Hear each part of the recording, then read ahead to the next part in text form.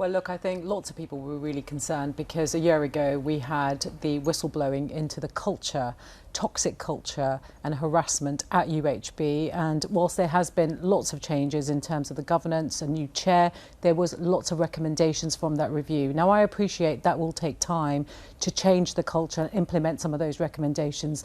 But one of the concerns from this report really is, again, whistleblowers having to go to the CQC and share concerns. And we've got to take those really, really seriously because it's about patient safety, it's about staffing ratios, it's about safeguarding, and these are things that will worry lots of people. So what will you be doing to follow up on this report? Well, look, I've been constantly writing to the hospital asking how they're going to implement the recommendations, what's the timescales of those. I have a meeting tomorrow with the Chief Executive, Jonathan Brotherton, and I will be raising again the prioritisation of concerns, especially relating to patient safety. The Hospital Trust has said that improvements have been made since the inspection was carried out last year. The hospital is making those recommendations and changes. There are lots of recommendations you will see. There is no way any trust could implement those straight away. I want to assure the public that, the leaders in this city will be holding the trust to account.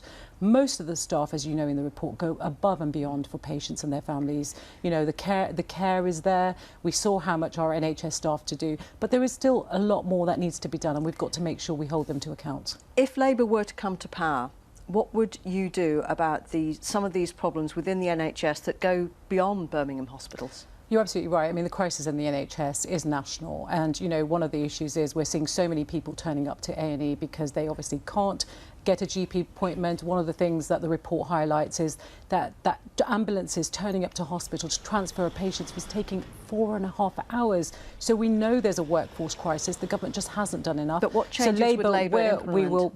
We've already set out that we would increase doctor placements, nursing, training more health visitors, more midwives. But the other thing that we've said is that the waiting list is over 7 million. We will make sure that every year for a first Parliament, we will reduce that waiting list by 2.2 million appointments every single year. That's fully costed. That's fully costed. It's fully funded.